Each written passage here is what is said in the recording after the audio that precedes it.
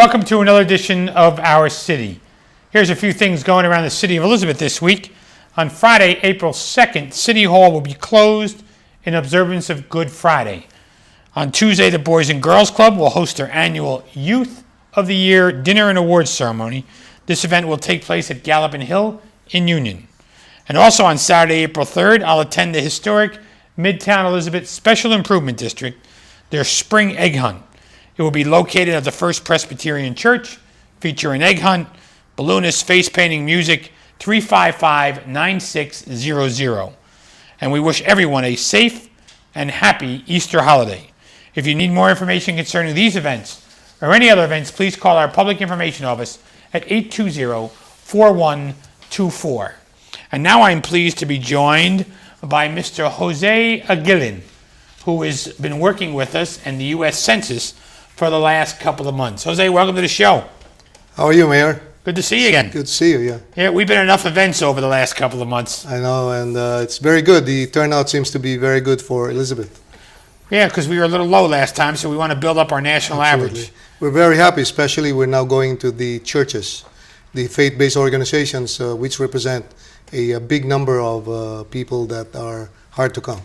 And Jose, everyone should have received a form in the mail 2 weeks ago. I know I have. That's correct. And believe it or not, I've already sent it back. I'm glad you hear that, Mayor. So it's a very good example for your constituents in Elizabeth. should everyone have received it by now? Absolutely. Okay. Some people may be receiving it in the next week or so, but generally in this area, they should have received it by now. Okay. If And not, there's a number to call. now we have a sample question here. That's correct, yes. Now there's 10 questions, 10 minutes, and you're done Absolutely. per person. If you have 3 people, it might take you a little longer, but 10 Yeah. questions for one person. Yeah, the 10 question will be for the first person, which is the household head, and then the members of the household will only be 7, 7 questions. which is the right side of the questionnaire. Okay, so let's go through this. I mean, the first question is, how many people were living or staying in this house, apartment, or mobile home on April 1st, 2010? Essentially, where the forms are mailed, they're asking the household head, how many people live in this house? Whether it's the wife, the children, a cousin, a grandmother,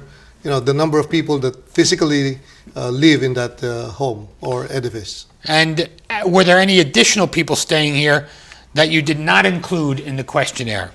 Yes, What because does that mean? sometimes in one home with one address, there could be more than one family.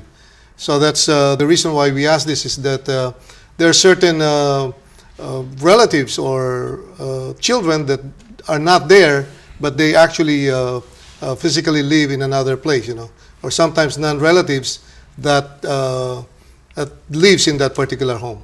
And we have to check whether you own the home or not. Absolutely. They just want to know whether you are the owner or you're just renting it. Now, people say, a telephone number. Why do I got to put a telephone number The on there? main reason why the phone number is there is to be able to call them in case there's questions on the form. It's easier than to send an enumerator to your home and knock on your door. The phone number would allow us to just make a quick phone call and just correct if there's any questions that remain unanswered. And now they want the information for everyone living there, and they want the sex as well. Absolutely, yeah. It's just a male or a female. Okay, A and simple question. the person's age? Yes, the reason why we put the age is because sometimes there's duplication in some forms, and this age together with the date of birth would make us determine whether there's a duplication of filling out of questionnaires or not. Okay, and now this is probably the trickiest part of it is about please answer both questions about Hispanic origin and question 9 about races. For this census, Hispanic origin is not a race. So talk to us about questions 8 and 9. Well, the Department of Budget actually prepared this form, and we at Census are implementing this form. And the reason why we are doing this is we would like to just determine how many how many people in the United States are of Hispanic origin. If not, they can also put down here if it is another Hispanic or Latino origin, write down here the name like Colombian, Dominican, Nicaraguan, or Salvadorian, or Spaniard for that matter. But it's not mandatory. It's basically all the forms, all the questions asked should be filled out. So if they say yes, another Hispanic, Latino, or Spanish origin, they should write in what their Spanish origin is. Absolutely, Mayor, yes. Okay. And then number 9 would be the race, if they are white, they- African American, American Indian, or Alaskan Native. And then there's other categories. They could check one box or they can check more than one box.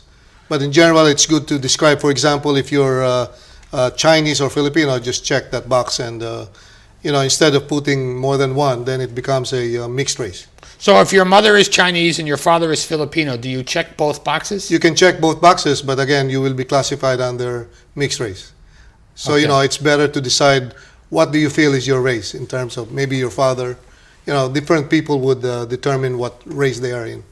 So that's a real good point. So if you checked more than one box, you would be classified as mixed race. As But if mixed you checked just Chinese or Japanese, the mother or the father, you would be classified in that race. In that specific race. Then there's more count to that race that you checked. Okay. And some other race, like what would categories be for some other race? Some other race would be anything that is not listed here that you feel should be added. For example, the white. A lot of European countries, are considered white, but some of them may want to write here the Ireland? specific, yeah. Or England or Irish Germany? yeah, that's correct. Yes. Okay. Germany, or Portugal, or Spain, anything like that. Some could just check white if they are part of the European part, but if they want to be specific on their race, Albanian or any other race, they would fill out this portion here, so that they can, with the computer, they could associate the people of the same classified name of race.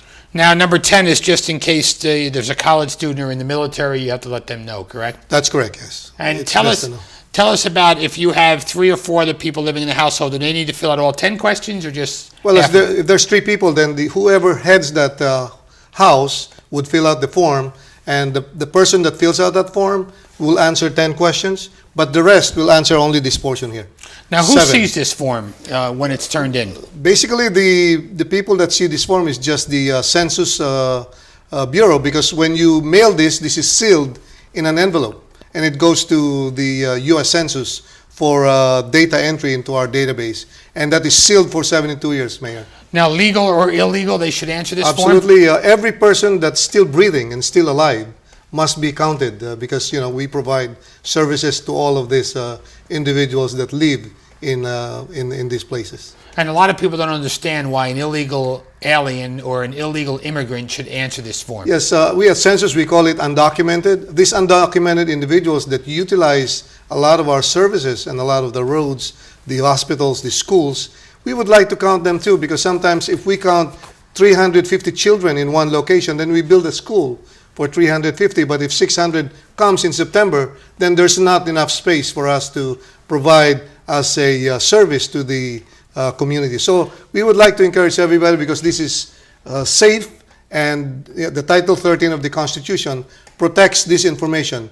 Anybody from Census that provides any information during their lifetime swore when they were hired that they cannot provide this information to anyone, even their spouse. Now, the Constitution says every 10 years the people must be counted, whether they're here Yes, legally Mayor. or not. When the last digit of the year is a 0, that's a census year. From 1790 up to today, we've been doing it every 10 years. Now, what happens if residents do not return the form back to Census? What happens if you do not return the form by April 19?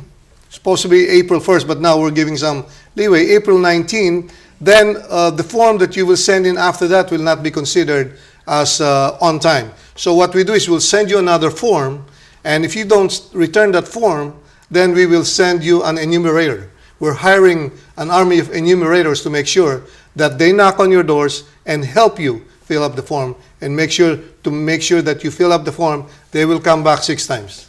6 times they'll come 6 back. times they'll come back. So to avoid this, just fill it out in 10 minutes, mail it, and nobody Now, bothers every you. time an enumerator comes back, will they be carrying a form with them in case the homeowner threw it in the They have garbage? a form, yes. They have a- And the nice part about it is if you do not understand your form because it's in English and you only speak Chinese or Korean or Japanese, then you could call in Census, and they will send you a person that speaks your language and also a form that would be able to describe your specific language. We have more than 50 languages available in these forms. And Jose, the census form and mail it back, if you do that, will anyone not